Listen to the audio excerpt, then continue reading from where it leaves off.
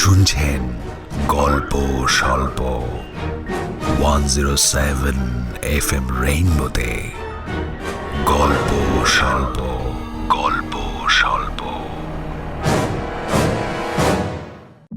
গল্পের সব চরিত্র কাল্পনিক, বাস্তবের সঙ্গে এর কোনো রকম মিল সম্পূর্ণ কাকতালীয়। গল্পের প্রয়োজনে দুর্নীতিমূলক কাজের প্রসঙ্গ আছে, অলৌকিক ঘটনার প্রসঙ্গ আছে। 107 FM রেইনবো কোনোভাবেই এগুলি সমর্থন করে না বা প্রচার করে না।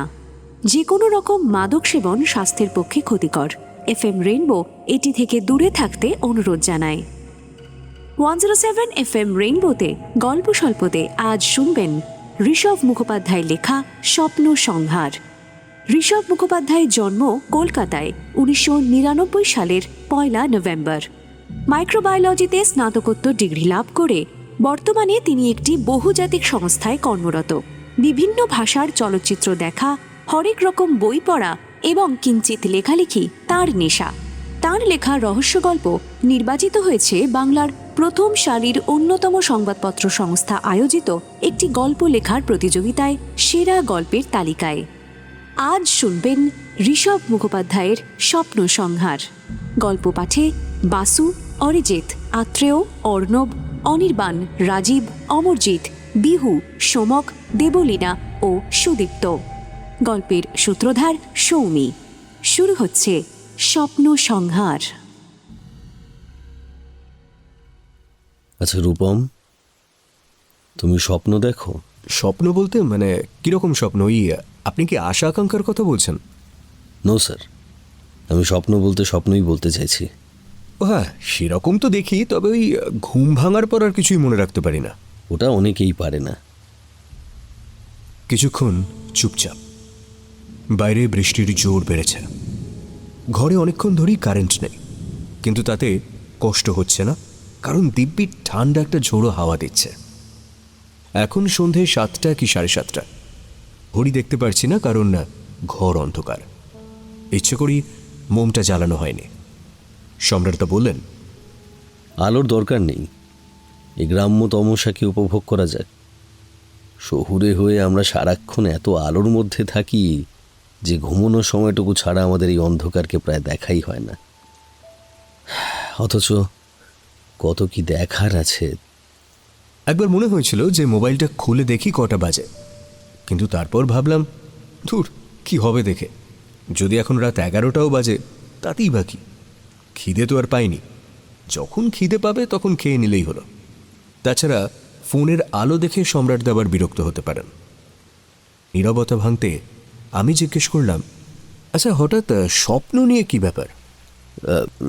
না তেমন কিছু না, আসলে তোমাকে কয়েকটা কথা বলবো কিনা ভাবছিলাম।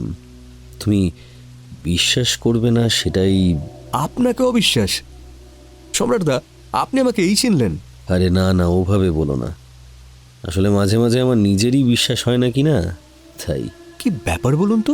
বলছি, তার আগে একটু গলা ভিজিয়ে নেওয়া যাক। তুমি ক চামচ চিনি নাও কফিতে? গ্রামের নাম বাঘার, বর্ধমানের একটা ছোট্ট গ্রাম। সর্বসাকুল্যে হয়তো 1002 হবে জনসংখ্যা। তাই হয়তো এই গ্রামের কোনো আলাদা রেল স্টেশন নেই। নিকটতম স্টেশন রয়েছে পাশের গ্রাম তালিতে। সেখানে নেমে এই গ্রামে হেঁটেই আসা যায়। আমরা যদিও এসেছি কলকাতা থেকে গাড়ি করে। আমরা মানে আমি এবং সম্রাটদা। পৌঁছেছি যখন, তখন প্রায় দুপুর গড়িয়ে বিকেল। সম্রাটদার গ্রামের বাড়িটা বেশ ছিমছাম। দোতলা পাকা বাড়ি, তবে খড়ের চাল দেওয়া, সীতাশাল ধানের খড়। তার মধ্যে মাঝে মাঝে ইঁদুর হাঁটাচলা করলে খুটখুট আওয়াজ পাওয়া যায় মাথার ওপর। বাড়ির পেছনে কিছুটা খালি জায়গা, সেখানেই আমাদের গাড়িটা পার্ক করা। নিচের তলায় 2টো ঘর আর ওপরে একটা। আমরা বসেছি দোতলায়। সামনেই একটা টানা বারান্দা, সেখানে দাঁড়িয়ে গ্রামের দূর দূরান্ত অবধি দেখা যায়। সম্রাটদা যখন আমাকে এই সপ্তাহান্তের ছুটি কাটাতে ওর গ্রামের বাড়ি যাওয়ার প্রস্তাব দিলেন, তখন সত্যি বলছি বেশ অবাক হয়েছিলাম। এর আগে অনেকবার ওর মুখে এই গ্রামের বাড়ির কথা শুনেছি, কিন্তু কখনোই সেভাবে যাওয়ার কথা বলেনি আমাদের। কলেজ ডিপার্টমেন্টের অনেকেই নানানভাবে ওখানে পিকনিক করার কথা বলেছে সম্রাটদাকে, কিন্তু উনি সবসময় ব্যাপারটাকে চেপে দিয়েছেন। আমি আগে জানতাম না, একদিন আমাদের এইচওডি রীতা চৌধুরী আমাকে আগ বাড়িয়ে বলেছিলেন যে সম্রাটের সঙ্গে ডিপার্টমেন্টের বাকি ফ্যাকাল্টিদের ঠিক সদ্ভাব নেই। এর কারণ অবশ্য একটাই হতে পারে, মানে বেশ কিছু বছর আগে একটা বাজে ঝামেলা হয়েছিল।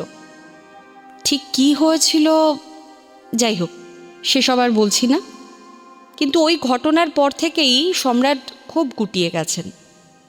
ইনফ্যাক্ট কারোর সঙ্গে খুব একটা মেলামেশাও করেন না।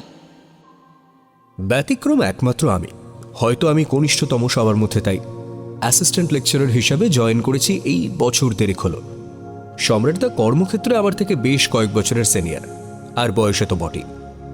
ভদ্রলোককে আমারও প্রথম প্রথম একদমই ভালো লাগতো না, মনে হতো খুব অহংকারী, কারোর সঙ্গেই কথা বলেন না, সারাক্ষণ নিজের টেবিলে বসে হয় কাজ করেন, নয়তো বই পড়েন। এমনকি লাঞ্চের সময়ও বাকিদের সঙ্গে আড্ডা মারতে আমি দেখিনি, মানে সোজা কথায় কাউকে পাত্তাই দিতেন না।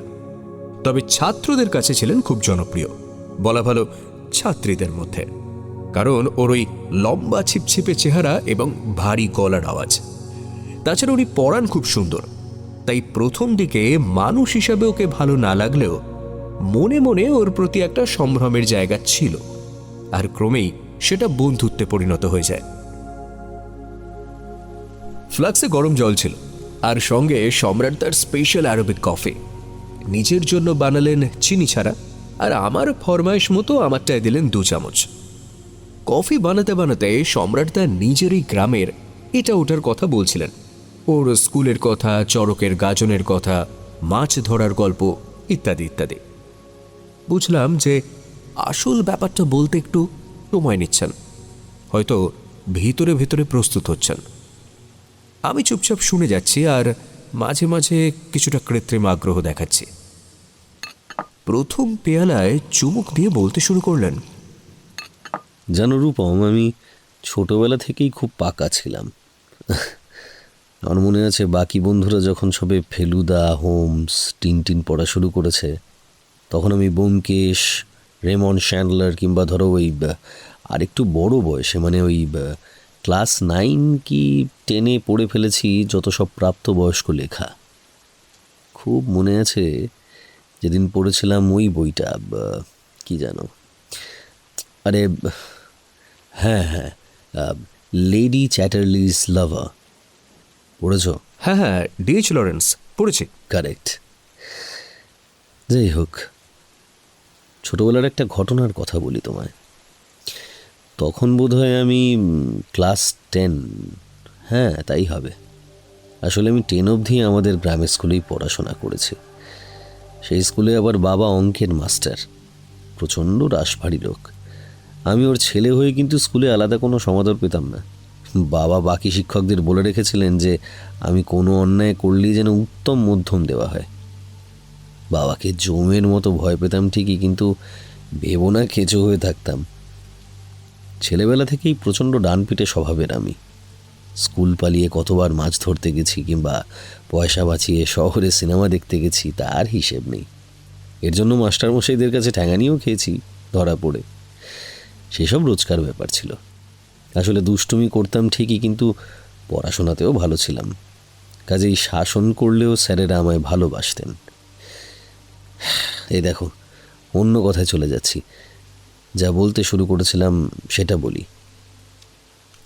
হ্যাঁ বলুন। আমি তখন সবে 9 পাশ করে 10-এ উঠেছি। পড়াশোনার একদম চাপ নেই, দিব্যি ঘুরে ফিরে বেড়াচ্ছি, এরোর বাগানে ফল পেড়ে খাচ্ছি, বন্ধুদের সাথে ছুটিয়ে খেলাধুলো, আড্ডা। একদিন এক বন্ধুর জন্মদিনে তার বাড়িতে নেমন্তন্ন। ধরে নাও তার নাম অমর্ত্য, আসল নামটা ইচ্ছে করেই বলছি না। তো সেই অমর্ত্যর জন্মদিনে আমরা কয়েকজন বন্ধু ওর বাড়িতে গেছি। অমর্ত্য বেশ ধনী পরিবারের ছেলে, ওর বাবার ছিল তেজারতির কারবার, থাকতো আমাদের গ্রামেই, তবে শহরেও বাড়ি ছিল ওদের। যাই হোক, আমরা কয়েকজন অমর্ত্যর বাড়ি পৌঁছে জমিয়ে আড্ডা দিচ্ছি। কথাবার্তার মাঝে অন্ত হঠাৎ বলল, হ্যাঁ রে আমরা, তোদের বাড়িতে আজ এরম বুনো বুনো গন্ধ পাচ্ছি কেন বলতো? কথাটা ঠিক ভাই, আমিও তো এখানে আসার স্তূপ পাচ্ছিলাম গন্ধটা, যেমনটা চিড়িয়াখানায় পাওয়া যায়। দেখলাম অন্তুর প্রশ্ন শুনে অমর্ত্য মিটিমিটি হাসছে। আমরা সবাই মিলে ওকে চেপে ধরাতে অমর্ত্য বলল, বাড়িতে নতুন অতিথি এসেছে, আলাপ করবি নাকি? আমরা সবাই বোকার মতো যখন অমর্ত্যর দিকে চেয়ে আছি, তখন ও জোরে একটা হাঁক পারল। বাঘা! আর তার কয়েক মুহূর্তের মধ্যে ঘরের দরজার কাছে দাঁড়ালো একটি বিশাল 4 পেয়ে দৈত্য। দৈত্যই বটে, কারণ তার আগে অত বড় সারমেয় আমি জীবনে দেখিনি। কালো কুচকুচে একটা ডোবারম্যান, ঠিক যেন সেই কনন ডয়েলের বইয়ের পাতা থেকে উঠে এসেছে। সিঁদুরের মতো লাল চোখে আমাদের জরিপ করছে। আমরা সবাই বনে গেছি, কেবল অমর্ত্য হাততালি দিয়ে বলল, বন্ধুগণ, মিট মাই নিউ ফ্রেন্ড বাঘা। তারপর হাতের ইশারায় ডাকলো, বাঘা, এদিকে আয়, আয় আয় আয়। বিরাট শরীর নিয়ে অমর্ত্যর নিউ ফ্রেন্ড বাঘা আমাদের দিকে এগিয়ে এলো। আমাদের মধ্যে সবচেয়ে ভীতু হলো পার্থ। বাঘাকে দেখে ওর দাঁত কবাটি লেগে গেছে। ফিস ফিস করে ওর করুণ আকুতি শুনতে পেলাম। এই এই আমরা প্লিজ ওকে কি কাছে না ডাকলেই নয়। অমর্ত্য ওরফে অমরা অবজ্ঞার সুরে পার্থর উদ্দেশ্যে বলল, তুই আর মানুষ হলি না রে পার্থ, সেই অপদার্থই রয়ে গেলি। আরে বাবার দেওয়া আমাকে জন্মদিনের গিফট, তোদেরকে ভালো করে দেখাবো না? আমি অবশ্য ততক্ষণে ভয় কিছুটা কাটিয়ে উঠতে পেরেছি। শুনলাম এদের দেখতে বেশ ভয়ঙ্কর হলেও আসলে খুব নিরীহই হয়। কিন্তু না, ভুল শুনেছিলাম। আর তার প্রমাণ আমরা তখনই হাতে নাতে পেলাম। কিরকম? আমি জিজ্ঞেস করলাম। সম্রাটদা ডান হাতের আস্তিন গুটিয়ে আমার চোখের সামনে আনলেন। মোবাইলের আলোয় দেখলাম যে ঠিক কনুইয়ের কাছে 4টে শুকিয়ে যাওয়া গভীর ক্ষত। সম্রাটদার হাতে নাতে খাওয়া মোক্ষম কামড়। বাঘা যখন প্রায় আমাদের কাছাকাছি, হঠাৎ পার্থ ইডিয়েটের মতো ওরে বাবা রে! বলে এক লাফ মেরে ঘরের বাইরে পালাতে গেল। আর তক্ষুনি বাঘা বাবাজি দিল এক হুঙ্কার, তারপর এগিয়ে গেল পার্থর দিকে। এমন অবস্থায় 7-5 না ভেবে আমি ঝাঁপিয়ে পড়লাম ওদের দুজনের মাঝখানে। ব্যাস, আর যাই কোথায়। তারপর কামড় খেয়ে আমি জ্ঞান হারিয়েছিলাম। জ্ঞান ফেরার পর দেখি আমি হাসপাতালে। সারা শরীরে ধুম জ্বর। সে জ্বর ছিল প্রায় 3-4 দিন। ব্যাপার হলো, কামড়ের চেয়েও এত বড় একটা শক পেয়েছিলাম যে সেরে উঠতে বেশ কিছুদিন সময় লেগেছিল। রাতে ভালো ঘুম হতো না, কেবল ঘুমের ঘরে ওই বাঘার আওয়াজ শুনতে পেতাম। সত্যি বলতে কিরূপম, কুকুর আমি কোনোদিনও পছন্দ করি না। তার উপর এমন একটা কাণ্ড হয়ে যাওয়ার পর আমার আতঙ্ক আরও বেড়ে গেল। বুঝলাম, কিন্তু এটার সাথে স্বপ্ন দেখার কি যোগাযোগ সেটা তো ঠিক। গল্পটা শেষ হয়নি, সবে শুরু হচ্ছে। আসল ব্যাপারটা এবার বলি। এটা বলে সম্রাটদা কফির কাপে চুমুক দিয়ে বলতে থাকলেন, যে কদিন আমি বিছানায় পড়েছিলাম, সে কদিন আমি চোখের পাতা এক করলেই শুনতে পেতাম বাঘার গর্জন। দেখতাম ওর লালা ঝরা মুখটা এগিয়ে আসছে। সাদায় হলুদ ছোপ পড়া দাঁতগুলো আমার গায়ে গেঁথে দেবে বলে। চারিদিকে পেতাম একটা জন্তু জন্তু গন্ধ। একদিন পার্থ আর অন্তু এলো দেখা করতে। ততদিনে আমি প্রায় সুস্থ হয়ে উঠেছি। আমার অবস্থা দেখে পার্থই প্রথমে ফ্যাঁচ ফ্যাঁচ করে কাঁদল। বলল, বড় নার্ভাস হয়ে গেছিলাম রে, তাই পোকার মতো ওরকম একটা লাফ মারতে গেলাম। তুই না থাকলে আমার যে কি হতো, আমায় ক্ষমা করে দে ভাই। আমার জন্য তোর এরকম একটা... প্রসঙ্গ পাল্টানোর জন্য জিজ্ঞেস করলাম, ওসব ছাড় ছাড় ওসব। তা হ্যাঁ রে, এই অমরার কি খবর? বেটা একদিনও এলো না তো দেখা করতে। আমার কথা শুনে প্রথমে পার্থ আর অন্তু একে অপরের মুখ চাওয়াচাওয়ি করল। তারপর অন্তুই খবরটা দিল। বোধহয় তুই জানিস না, আসলে আসলে বাঘা আর বেঁচে নেই। সে কি? হ্যাঁ, তোকে কামড় দেওয়ার পর তো ওকেও হাসপাতালে নিয়ে যাওয়া হলো, চিকিৎসা হলো, বাড়ি ফিরে এলো।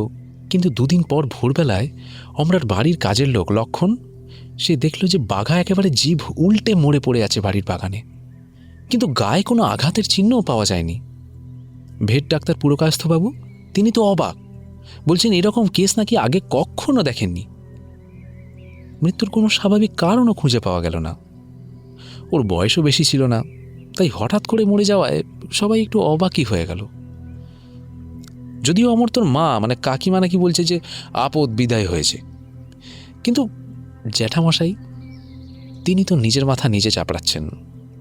কুকুরটা কিনতে তো অনেক খরচা হয়েছিল ওনার। আর আমরা ওর কথা আর কি বলবো বল, নিজের নতুন বন্ধু বিয়োগে প্রচণ্ড মন মরা হয়ে গিয়েছে বেচারা। আমাদের সাথে তো কথা বলাই বন্ধ করে দিয়েছে। ওর স্থির বিশ্বাস কি জানিস, তুই নাকি ওর বাঁকাকে মেরেছিস, আর এও বলছে যে এর বদলা নাকি ও তোর থেকেই নেবে। বোঝ তাহলে। জানলার বাইরে আকাশে বিদ্যুতের আলো ঝলক দিয়ে উঠল।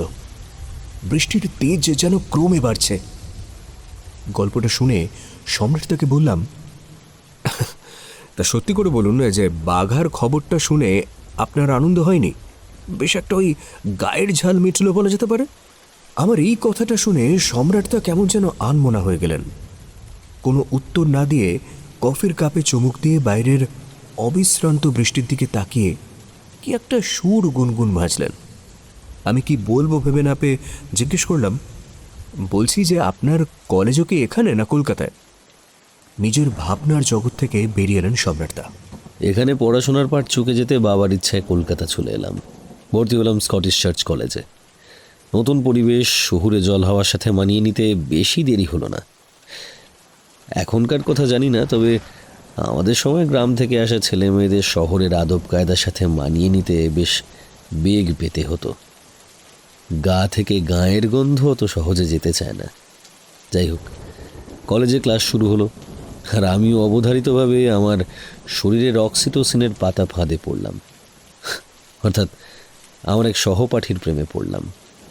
My first love. বাহ, চমৎকার। সম্রাটদা এক চুমুকে কাপের অবশিষ্ট শেষ করে বলতে থাকলেন, মেয়েটির মুখ এখনও ছবির মতো স্পষ্ট, অথচ দেখো নামটাই ভুলে গেছি। ধরে নাও ওর নাম অন্বেষা। তো সেই তাকেই আমার, যখন হেদুয়ার সামনে দিয়েও হেঁটে যেত না, গাছের ফাঁক ফোকর থেকে রোদের একটা দুটো সাহসী আলোর রেখা ওর গাল স্পর্শ করত। সেই সময় বড় মায়াময় লাগতো অন্বেষাকে। কাছে যেতে লজ্জা পেতাম, আর কথা বলা তো ছেড়েই দাও। তবু একদিন কি মনে হলো, বুকে বেশ আত্মবিশ্বাস নিয়ে দাঁড়ালাম ওর সামনে। আমাকে দেখে যখন জিজ্ঞাসু দৃষ্টিতে তাকিয়ে আছে, তখন পকেট থেকে একটা চিঠি বার করে ওর হাতে দিলাম। এটা তো তোমার জন্য বলেই সরে পড়তে চাইছিলাম, কিন্তু অন্বেষা বেশ কড়া সুরে বলল, দাঁড়াও। চিঠিটা খুলে একবার চোখ বোলালো। পড়লো কি পড়লো না কিছু বুঝলাম না। তারপর মুখ তুলে আমার দিকে সোজা কিছুক্ষণ তাকিয়ে থেকে বেশ কেটে কেটে কথাগুলো বলল। তোমার নাম সম্রাট তো? তুমি কি জানো যে তোমার আর আমার মধ্যে ঠিক ততটাই ফারাক যতটা কুয়ো পুকুরের সঙ্গে গিজার আর শাওয়ারের, ট্যাক্সির সঙ্গে ভ্যান রিক্সার, কিংবা ধরো চটির সঙ্গে সান্ডালি। কাজেই বলে চিঠিটা আমার চোখের সামনে ছিঁড়ে আমার হাতেই ধরিয়ে দিয়ে পাশ কাটিয়ে চলে গেল।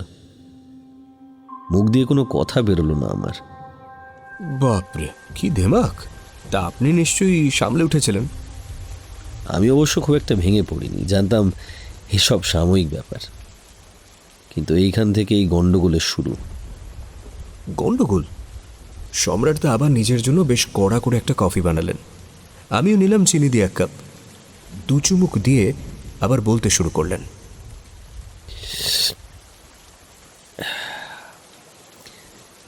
নিজের মেসে ফিরলাম। খুব মাথা ব্যথা করছিল। রাতে কিছু খেলাম না, শুয়ে পড়লাম। এপাশ ওপাশ করে গেলাম বিছানায়। তার অনেক পরে ঘুম এলো। তারপর বোধহয় শেষ রাতের দিকে একটা অদ্ভুত স্বপ্ন দেখলাম, বুঝলে?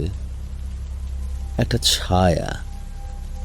সেটা যে একটি মেয়ের শরীরের, সেটা স্পষ্ট বুঝতে পারলাম, কিন্তু কার ছায়া তা চিনতে পারলাম না। শুধু সঙ্গে শুনতে পেলাম কাগজ ছেঁড়ার শব্দ। সেই শব্দ এত তীব্র হতে থাকলো যে আর আমি নিতে পারলাম না। ঝট করে ঘুম ভেঙে গেল। সারা বিছানা ঘামে ভিজে গেছে। উঠে পড়লাম, দেখলাম ভোর হয়ে গেছে, মাথা ধরাটাও আর নেই। দেখলাম যে সম্রাট তো উত্তেজিত হয়ে পড়ছিলেন বলতে বলতে। কপালের রগ থেকে ঘামের বিন্দু নেমে আসছে, কিন্তু সেটা অনুভব না করেই বলতে থাকলেন, সেদিন আর কলেজে গেলাম না। না, ভুল বলছি। সেদিন কেন, বেশ 4-5 দিন কলেজে যাইনি। বললে বিশ্বাস করবে না রূপম, প্রতিদিন অর শুড আই সে প্রতি রাত্রে আমি ওই এক স্বপ্ন দেখেছি। ওই 5 দিন যে সময় আমি কলেজে যাইনি, সেম ড্রিম। শুধু পার্থক্য একটাই, প্রত্যেকবার স্বপ্নে ওই মেয়েটির ছায়ামূর্তি একটু একটু করে পরিষ্কার হতো। চতুর্থ দিন, রাতে আমি তাকে চিনতে পারলাম। ইট ওয়াজ হার শ্যাডো, অন্বেষার। এর কি উত্তর হয় সেটা জানি না। বললাম, এটা তো হতেই পারে সম্রাটদা।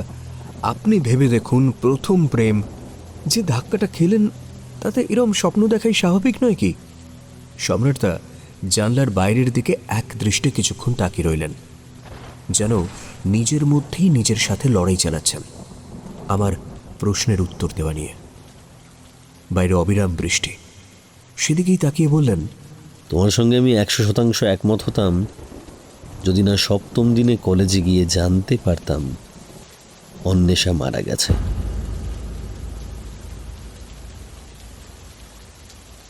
কথাটা শেষ করার 10 সেকেন্ড মতো ঘরে বৃষ্টির জলের আওয়াজ ছাড়া আর কোনো শব্দই নেই।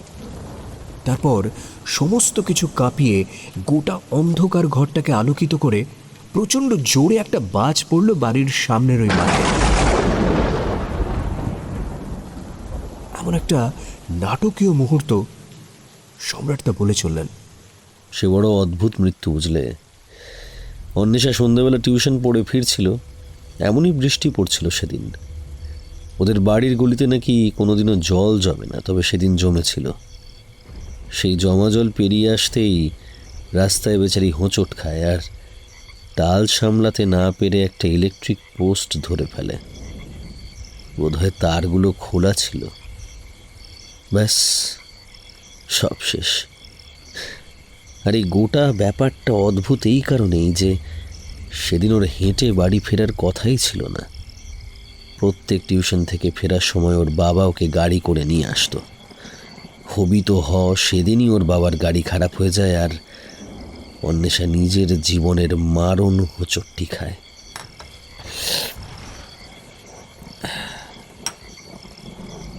বৃষ্টি এখন অনেকটাই ধরে এসেছে। ব্যাঙের ডাক আর ঝিঁঝি পোকার ডাকের কোরাস চলছে বাইরে। ঠান্ডা একটা হাওয়া গ্রাম বাংলার বৃষ্টি ভেজা মাটির গন্ধ বয়ে আনছে ক্রমাগত।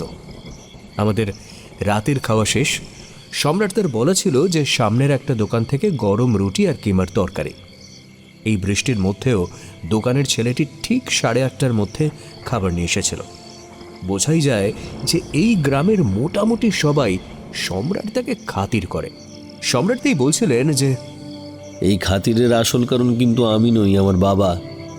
উনি আজীবন এই গ্রামের উন্নতির জন্য অনেক করেছেন, বিশেষ করে এখানের ছোট ছোট ছেলে মেয়েদের জন্য, তাদের শিক্ষার ব্যবস্থা, স্বাস্থ্য ইত্যাদি। যে স্কুলে উনি পড়াতেন সেখানে ওর একটি মূর্তিও প্রতিষ্ঠিত আছে। এইসবের জন্যই একটা স্পেশাল ট্রিটমেন্ট পান সম্রাটদা। এমনকি বছরের অনেকটা সময় যে এই বাড়ি খালি পড়ে থাকে তার দেখাশোনাও এখানে একটা পরিবার করে। সম্রাটদা প্রতি মাসে একবার করে যখন আসেন তখন তাদের আর্থিকভাবে কিছুটা সাহায্য করেন। তাদের সাথে আবার বিকেলেই আলাপ হয়েছিল, মনে হলো যে ভারী সরল। খাওয়া সেরে আমরা দোতলা থেকে নেমে বাইরের উঠোনে মাদুর পেতে বসলাম। আকাশটা বেশ পরিষ্কার হচ্ছে, টিপটিপ বৃষ্টি পড়ছিল, এখন তাও নেই। চাঁদের আলো বেশ উজ্জ্বল। সম্রাটদা আবার কফি বানালেন চিনি ছাড়া। বুঝলাম যে গল্পটা বেশ অনেকক্ষণ চলতে পারে, কাজে এবার আমিও আর নিজের কাপে চিনি নিলাম না। সম্রাটদা শুরু করলেন, মেয়েটির মৃত্যুটা আমায় ভীষণভাবে নাড়া দিয়েছিল, সেটা আর বলার অপেক্ষা রাখে না। যাই হোক, তার পরের ব্যাপারগুলোতে যাচ্ছি না। সিনেমার ভাষায় জাম্প কাট করে সোজা চলে আসি আমার পিএইচডির সময়। রাজপুর সায়েন্স কলেজে ঢুকেছি। সেখানে বেশ কিছু সিনিয়র রিসার্চ স্কলারদের সাথে আমার ঝামেলা লেগেই থাকতো। সাধারণত আমি খুব চুপচাপ থাকা মানুষ, ধরি মাছ না ছুঁই পানি টাইপ। ল্যাবের আশেপাশে কি হচ্ছে অত খেয়াল করতাম না, নিজের কাজটাই মন দিয়ে করতাম। বোধহয় সেই জন্যই আমায় বাজিয়ে দেখবে বলে ওরা আমার পেছনে লাগতো। এই ওরা কারা? ওই যে বললাম, সিনিয়র দাদারা। যাকে সংক্ষেপেই বলি, একদিন আমার কাজের এত বড় ক্ষতি করে দিল যে প্রায় আমি আরও 3 মাস পিছিয়ে গেলাম সেটার জন্য। টেরিবল। যাকে অন্যের ক্ষতি করে কি যে স্বর্গীয় সুখ পেত লোকজন ভগবান জানে। তাও মানছি একবার করলে ঠিক আছে, মেনে নিতাম, কিন্তু বারবার। একদিন তো যাচ্ছে তাই ভাবে রিসার্চ গাইডের কাছে ঝাড় খেলাম, অথচ দোষ আমার ছিলই না। কি করি, গায়ের জোরে পারবো না, সহ্য করে নিলাম। আজকালকার যুগের মতো অত অ্যান্টি র্যাগিংয়ের ব্যাপারও ছিল না। কমপ্লেন করে কোনো লাভ হতো না, উল্টে প্রতিহিংসার শিকার হতাম। তারপর একবার বাড়াবাড়ি হয়ে গেল। একদিন দুপুরে আমি একাই ল্যাবে কাজ করছিলাম। সেদিন ছিল ছুটির দিন, প্রফেসররা কেউ ছিলেন না। আচমকা পিছনে একটা কিল খেলাম। ঘুরে দেখি 5 জন সিনিয়র দাদা। ওদের মধ্যে যে দলের পান্ডা, সে এগিয়ে এসে আমার থুতনি ধরে বলল, কি মিস্টার মিহিদানা, আজ একটু মিষ্টি মুখ হবে নাকি? বলেই আমাকে আটকে ধরে নাকের ওপর একটা ন্যাকড়া চেপে ধরল। গন্ধ একটা পাচ্ছিলাম আগে থেকেই, ক্লোরোফর্ম। কোনো প্রতিরোধী ওদের গায়ের জোরের কাছে টিকল না। Complete blackout.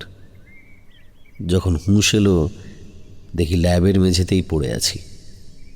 এদিকে সেরকম কেউ আসে না বলে কারোর চোখেই পড়েনি। উঠে মাথাটা ঠিক করে আস্তে আস্তে বোঝার চেষ্টা করলাম। যা ভেবেছিলাম তাই। রাত হয়ে গেছে। হতচ্ছাড়াগুলো আমায় ল্যাবে তালা বন্ধ করে চলে গেছে।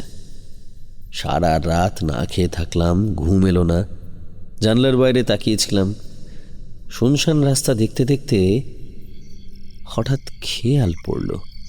কি? হুঁশ ফেরার অনেকক্ষণ অবধি মনে পড়ছিল না, কিন্তু জানলার বাইরে রাস্তার দিকে চোখ পড়তেই মনে পড়ল একটু আগে আমি বেহুঁশ হয়েও একটা স্বপ্ন দেখেছি। তুমি বলছিলে না যে ঘুম ভেঙে ওঠার পর স্বপ্ন মনে থাকে না? আমি কিন্তু স্পষ্ট মনে করতে পারছিলাম। ঠিক সামনের রাস্তায় ওই সিনিয়র দাদারা দাঁড়িয়ে আছে আর আমার দিকে তাকিয়ে হাসছে। হাসতে হাসতে পাগলের মতো চিৎকার করছে। হঠাৎ ওদের মধ্যেই একজন, আমার এখনো ওর মুখ মনে আছে, হাসতে হাসতে দম আটকে যাবার মতো অবস্থা হয়ে হাত পা ছুটতে লাগলো।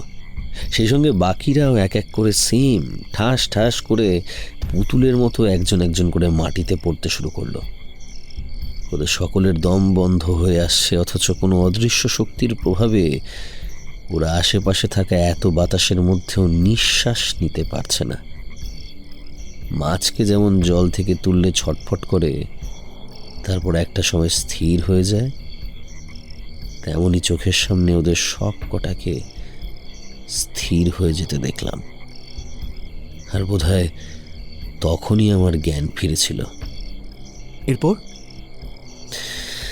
পরদিন ওদের কাউকে আর ল্যাবে দেখিনি, কিন্তু 2 দিন পর খবরের কাগজে জানতে পারলাম রবীন্দ্র সরোবরে বোট রাইডিং করতে গিয়ে 5 জন যুবকের রহস্য মৃত্যু। প্রত্যেকে নেশায় মত্ত ছিল। ঝড় কিংবা বৃষ্টি কোনো কিছুর কবলেই নয়, ওখানেরই এক কর্মচারী নাকি দেখেছিল সরোবরের মাঝামাঝি গিয়ে ওদের নিজেদের মধ্যে ঝামেলা লেগে যায় কে রোয়িং করবে সেটা নিয়ে। ব্যাস, সলিল সমাধি। ঘটনাটা আমারও মনে পড়ল। তখন আমি স্কুলে পড়ি। এই খবরটা সেই সময় খুব শোরগোল ফেলেছিল কাগজে। কোনো রকম প্রাকৃতিক বিপর্যয় নেই, শুধুমাত্র নিজেদের মধ্যে ঝামেলার কারণে একটা নৌকা পুরো ডুবে গেল। আর গেল তো গেল, ওদের মধ্যে একজনও সাঁতার জানতো না। এটা হতে পারে? শুনেছি তো জলে পড়লে নেশা টেশা সব উবে যায়। তাহলে এইভাবে বেঘরে প্রাণ দেবার কারণ কি সম্রাট তার স্বপ্ন? কথাটা ভেবে আবার নিজেরই হাসি পেল। না, আমার মাথা খারাপ হয়েছে। নয়তো বিজ্ঞানের এই এত মোটা মোটা বই পড়ে কিনা এই সমস্ত ভাবছি। আর সম্রাট তাই বা কী সব বলে যাচ্ছে। যতদূর জানি যে উনি কুসংস্কারে অবিশ্বাসী। কি নিয়ে এইসব জিনিসে বিশ্বাস করছেন? এখনো মনে আছে যে 1 বছর আগে ঘটে যাওয়া, তবু মনে হয় মানে এই তো সেদিন কলেজের ব্রেক টাইমে ব্যাক গেটের বাইরে দাঁড়িয়ে এমন সময় পেছন থেকে চেনা গলার আওয়াজ পেলাম, কিন্তু একটু অন্য সুরে। এখানে দাঁড়িয়ে আছো রূপম? সবে কলেজে ঢুকেছি আর তারপরও যাকে বাঁচিয়ে চলতাম তার কাছেই কিনা ধরা পড়লাম। পেছনে ফিরে আমতামতা করতেই অমনি উনি হা হা করে উঠলেন। আরে করো কি, আমি তোমার বস নাকি? রিল্যাক্স। তবে সিনিয়রদের নজর একটু বাঁচিয়ে চলো। কাজ করা এক জিনিস আর কাজ করছি দেখানোটা আরেক জিনিস, তাই আর কি।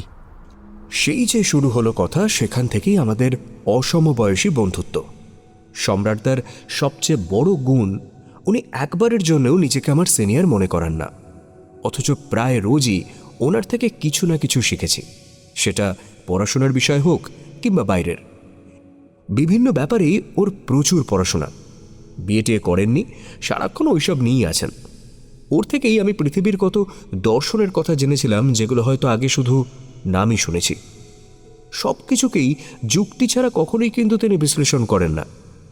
যার বইয়ের তাকে মার্কস, ফ্রয়েড, সাত্রে, কামু, রাসেলের সব বই দেখেছি, সেই মানুষটা এরকম উদ্ভট জিনিসে বিশ্বাস করছেন কিভাবে? আর আর আমাকেই বা বিশ্বাস করতে বলছেন কিভাবে? সম্রাটদা, আমার মনে হয় যে আপনি একটু বেশি ভাবছেন এটা নিয়ে। মানছি বেশ কিছু সমাপতন, কিন্তু আপনিই বলুন, হোয়ার ইজ দ্য লজিক? এমনকি যদি আপনার প্রেমিকার কেসটা ভোরের স্বপ্ন সত্যি হয় বলে ধরেও নি, তাহলে নিশ্চয়ই ল্যাবের মেঝেতে শুয়ে ভর সন্ধেবেলার স্বপ্নকে সত্যি বলে বিশ্বাস করছেন না। তুমি কিন্তু বাঘার মৃত্যুটা ভুলে গেলে। না না, ওটা কোনো অস্বাভাবিক ঘটনাই নয়। হতেই পারে যে কুকুরটার আগে থেকে কোনো রোগ ছিল। তাছাড়া আপনি স্বপ্ন দেখে কুকুর খুন করলেন, এটা একটু বাড়াবাড়ি হয়ে যাচ্ছে না? বাড়াবাড়ি করতে চাইছি না রূপম। তুমি হয়তো ভাবছো আমার বুড়ো বয়সে ভীমরতি হয়েছে, সেটা হলে ভালোই হতো হে। আমি শুধু জানি স্বপ্নে ওই 5 জনকে আমি দমবন্ধ হয়ে মরতে দেখেছি, আর বাস্তবে ওরা মরেছে জলে ডুবে। হ্যাঁ, হতেই পারে সম্রাটদা, কিন্তু তাতে কিছু প্রমাণ হয় না। এই আপনি এত যুক্তিবাদী, আর শেষে এইসব আষাঢ়ে গপ্প বলতে এই গ্রামের বাড়ির পরিবেশকে বেছে নিলেন। ভাবলেন বুঝি যে এখানে এসে এইসব গল্প বিশ্বাস করে নেব? হ্যাঁ, মানে শোনার সময় একটু গায়ে কাটা দিয়েছে, সেটা স্বীকার করছি, কিন্তু পুরোটাই অলীক কল্পনা। নিশ্চয়ই এতক্ষণ সেটাই পরীক্ষা করছিলেন, তাই না? আমার সাহস আর বিশ্বাসের দৌড় কত দূর। সম্রাটদা চুপ করে একদৃষ্টে আমার দিকে তাকিয়ে আমার কথাগুলো শুনছিলেন। তারপর অট্টহাসিতে ফেটে পড়লেন।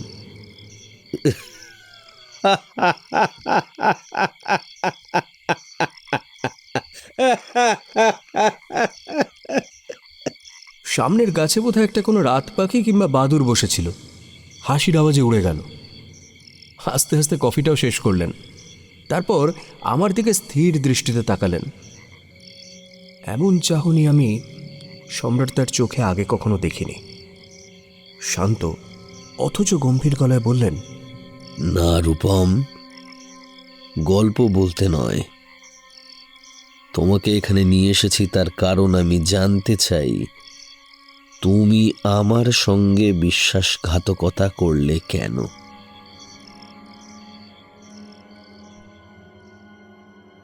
প্রদ্যুৎ সান্যাল আমাদের ডিপার্টমেন্টের সবচেয়ে সিনিয়র প্রফেসর।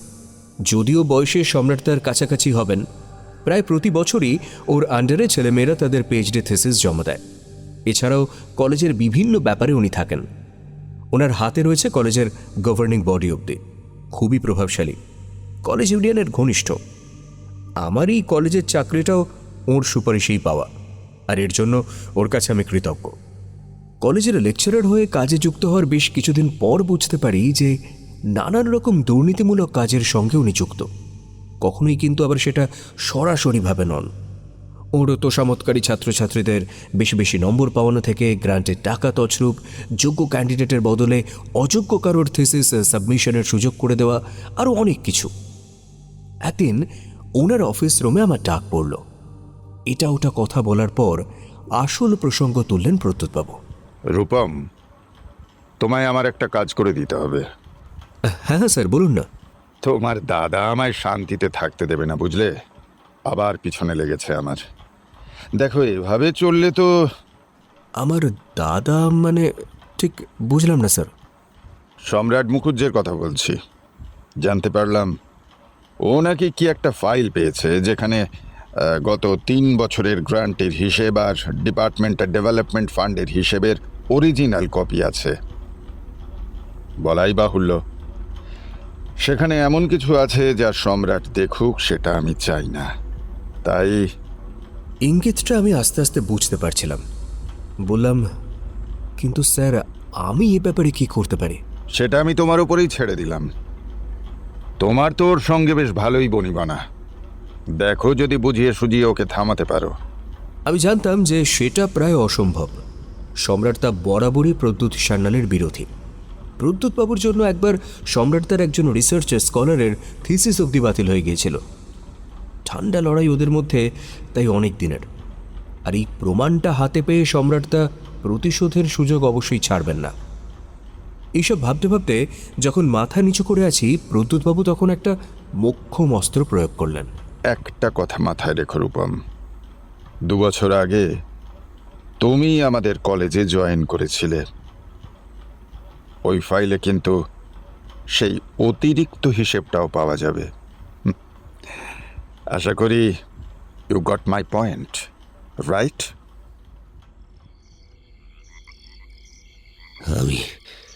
আমি ঠিক জানি রূপম, তুমি আমার ব্যাগ থেকে ওই কাগজগুলো সরিয়ে দিয়েছ, তারপর ডিস্ট্রয় করেছ। কেন করলে এরকম? হ্যাঁ? বলেই সম্রাট তো উঠে পড়লেন মাদুর ছেড়ে। আমি চুপচাপ বসে আমার কফিটা শেষ করলাম। উনি আমার দিকে কিছুক্ষণ তাকিয়ে পায়চারি করতে করতে বলতে থাকলেন, ওই ডকুমেন্টে প্রদ্যুতের লাখ লাখ আর্থিক তছরূপের প্রমাণ ছিল। আমি চ্যালেঞ্জ করলে ওকে হয়তো ঘাড় ধাক্কা দিয়ে কলেজ থেকে বের করে দেওয়া হতো।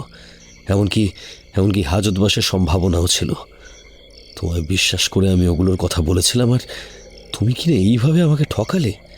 আপনি কি প্রমাণ করতে পারবেন যে ওই কাগজগুলো আমি সরিয়েছি? ওগুলো যে আমার ব্যাগে ছিল সেটা তুমি ছাড়া আর কে জানতো রূপম? আমি তো ভেবেছিলাম যে আপনি সাথে পাচে থাকেন না সম্রাটদা। তাহলে হঠাৎ এই ব্যাপারটা এত মাতলেন কেন?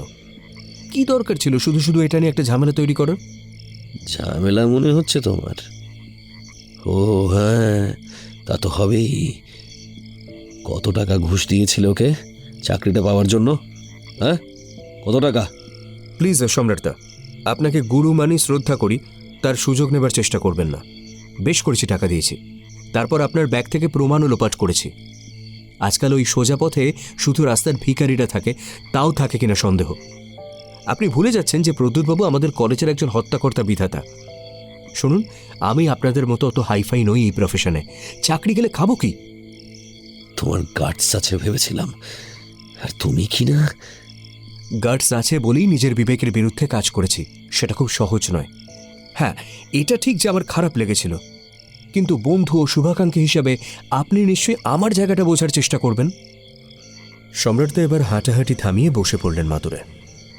আমার দিকে ক্লান্তভাবে তাকিয়ে একটু হাসলেন। রাতের আকাশের দিকে তাকিয়ে শান্ত গলায় বললেন, রূপম, আমার ক্ষতি করেছে এমন অনেকেই আছে। কেউ জেনে করেছে, কেউ না জেনে করেছে, কিংবা তোমার মতো কেউ দায় পড়ে করেছে। আমার তাদের প্রতি সাময়িক একটা রাগ তৈরি হলেও পরে আমি ভুলে গেছি। কিছু ক্ষেত্রে ব্যতিক্রম আছে যদিও। একটু আগে তুমি আমার যুক্তিবাদী সত্তার দিকে খোঁচা মারছিলে। তোমার মতো আমিও ভেবেছিলাম যে আমার এই স্বপ্নের ব্যাপারটা নেহাতি কাকতালীয়, কারণ ওই 3টে ঘটনা ছাড়া বাকি আরও বেশ কিছু ব্যাপারে এরকম কোনো স্বপ্ন দেখার ঘটনা ঘটেনি। মোটামুটি যখন এসব নিয়ে ভাবাই বন্ধ করে দিয়েছিলাম, ঠিক তখনই গত মঙ্গলবার রাতে আমি আবার স্বপ্ন দেখলাম। তা এবার কাকে দেখলেন শুনি? প্রদ্যুৎবাবুকে? আস্তে আস্তে মাথা নেড়ে সম্রাট তো উত্তর দিল, না, তোমাকে।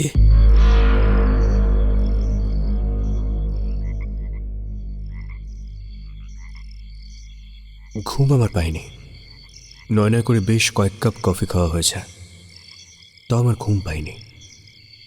বিছানায় শুয়ে আছি, এখনো কারেন্টও আসেনি। বাইরে ফুরফুরে হাওয়া, আর গায়ে লাগছে না। শরীরটা বেশ গরম। আমাকে জ্বর এসেছে, জ্বরের ঘরে কি ভুলভাল শুনেছি, নয়তো সম্রাট তো ওইসব কি বলে গেলেন? উনি আমাকে নিজের স্বপ্নে দেখলেন, তাও পরপর 2 দিন। যে ব্যাপারকে আমার একটু আগে অবধি প্রলাপ মনে হচ্ছিল, সেটাই নিজের ক্ষেত্রে কেন তো সত্যি বলে মনে হচ্ছে। নাকি আমার উপর প্রতিশোধ নিচ্ছেন উনি? আসলে ওনার ব্যাগ থেকে সমস্ত প্রমাণ লোপাট করে দেওয়ায় এইসব স্বপ্ন টপ্নর গল্প শুনিয়ে আমাকে ভড়কে দিচ্ছেন।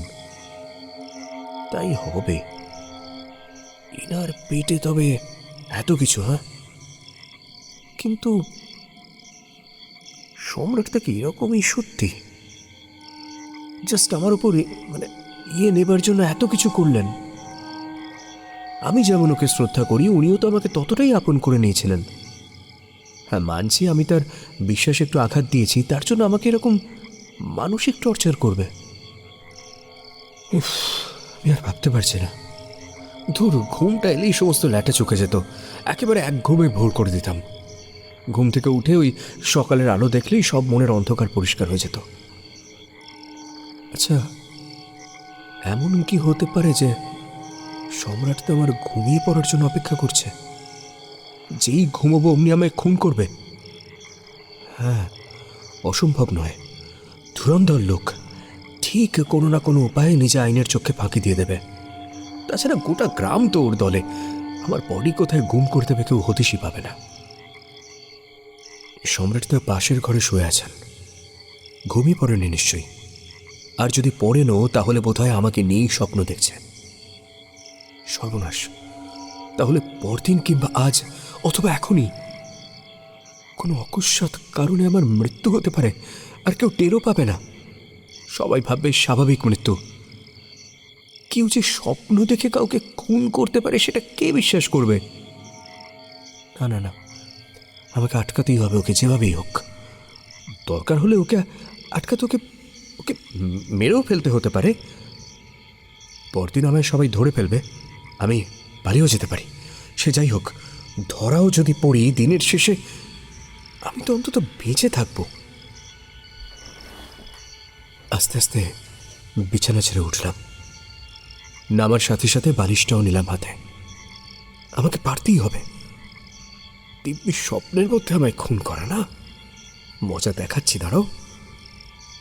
আস্তে আস্তে এগিয়ে গেলাম ওর ঘরের দিকে, পা টিপে টিপে। ওই তো শুয়ে আছে, ঠিক ধরেছি, ঘুমোচ্ছে। চাঁদের আলোয় দিব্যি দেখা যাচ্ছে। এটাই সুযোগ।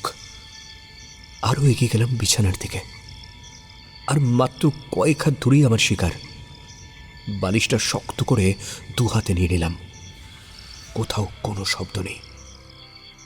না, আছে, আমার ধুকপুকানির শব্দ পাচ্ছি। কি জ্বালা! এই শব্দে আবার ইনি জেগে উঠবেন না তো? না না, জলদি জলদি কাজটা সেরে ফেলে। এই তো মুখের কাছে এসে গেছি। এবার এবার 3, 2, 1। ঠিক সেই মুহূর্তে ঘরের আলো জ্বলে উঠল, আর প্রায় সঙ্গে সঙ্গে আমার চোখ ধাঁধিয়ে গেল। 2 কি 3 সেকেন্ড পর চোখ খুলে টের পেলাম আমি যা ভাবছি তা নয়। কারেন্ট এসেছে। হাত থেকে বালিশটা পড়ে গেল, আর সামনে সম্রাটটা শুয়ে আছে। ইস, আমি কি উন্মাদ হয়ে গেছিলাম? শেষে খুন করতে যাচ্ছিলাম।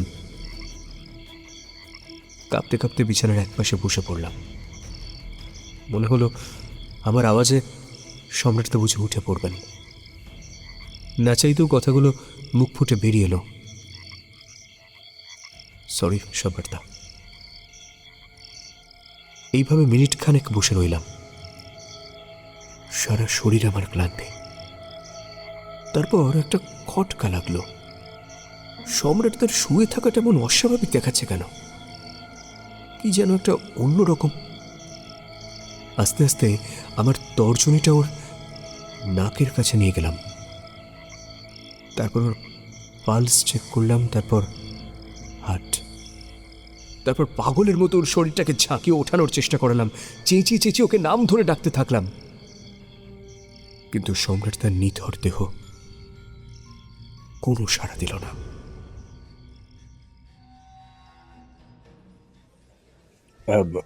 আমরা আমরা আসলে এমন একজন মানুষকে হারালাম যে যে মানে কি বলবো, কি অসাধারণ মাপের মানুষ।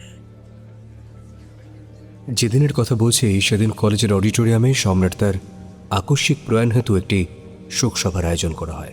সম্রাট তার মৃত্যুর প্রায় 1 সপ্তাহ অতিক্রান্ত। কলেজের ছাত্রছাত্রীরা সার বেঁধে বসে, আর আমরা যারা ফ্যাকাল্টি তারা আছি মঞ্চে। আমাদের ডিপার্টমেন্ট ছাড়াও আছে কলেজের অন্যান্য বিভাগের সমস্ত শিক্ষক এবং কর্মচারীরা। আমরা যারা সম্রাটদের সঙ্গে কাজ করেছি বা পরিচিত ছিলাম তাদের সকলকেই ওর ব্যাপারে স্মৃতিচারণা করতে বলা হয়েছে। আমি বেশি কিছু বলতে পারিনি, কারণ এখন একটা ঘোরের মধ্যে আছি। কয়েকজনকে আবার দেখলাম যে ওর ব্যাপারে এত কিছু বলছে যে খারাপ লাগার বদলে হাসি পেল।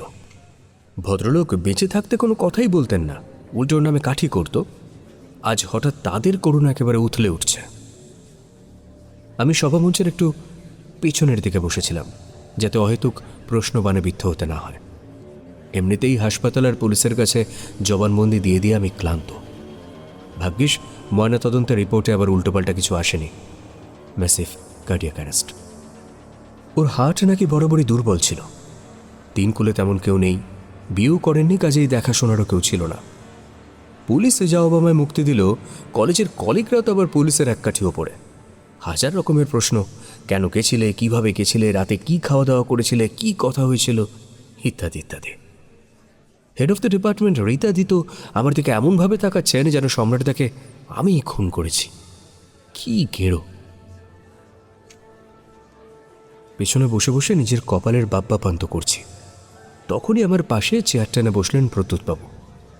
মনে মনে ভাবলাম এটাই বাকি ছিল, আবার নতুন করে জেরার জন্য তৈরি হচ্ছিলাম।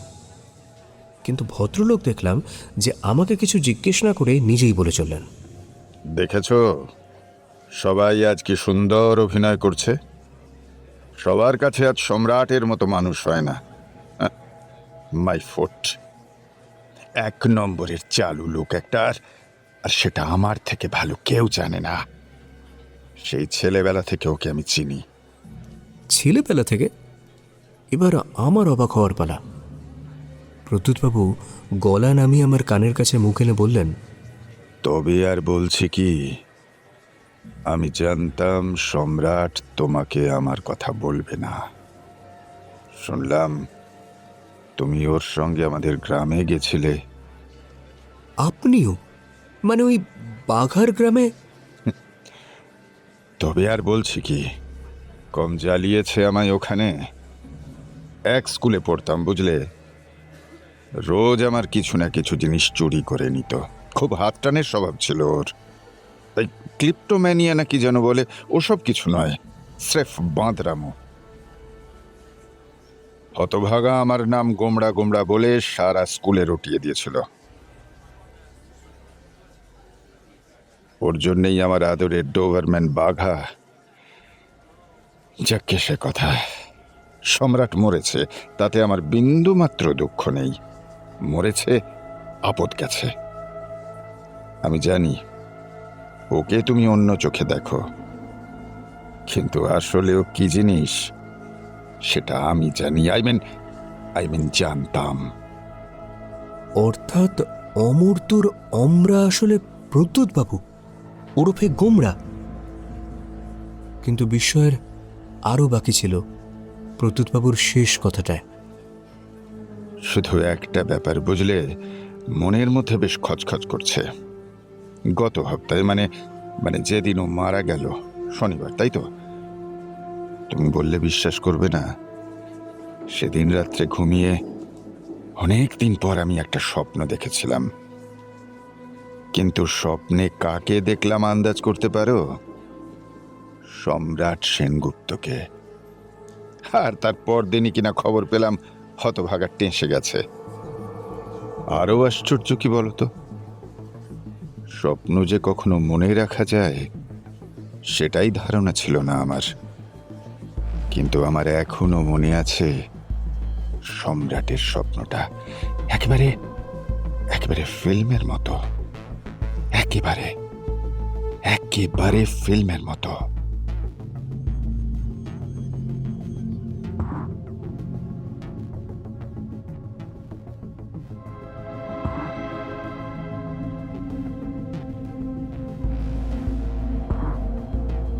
107 FM রেইনবোর গল্প স্বল্পতে আজ শুনলেন স্বপ্ন সংহার, লিখেছেন ঋষভ মুখোপাধ্যায়ের। সম্রাট বাসু, রূপম অরিজিৎ, রীতা দেবলীনা, ইয়াং সম্রাট আত্রেয়, অমর্ত্য অর্ণব, পার্থ অনির্বাণ, অন্ত অমরজিৎ, অন্বেষা বিহু, কলেজের সিনিয়র রাজীব, প্রদ্যুৎ সুদীপ্ত, সহকর্মী সোমক, গল্পের সূত্রধার সৌমি। শুনলেন গল্প স্বল্প। আমাদের গল্প যে কোনো সময় শুনতে ভিজিট করুন আমাদের official YouTube channel Akashvani Kolkata.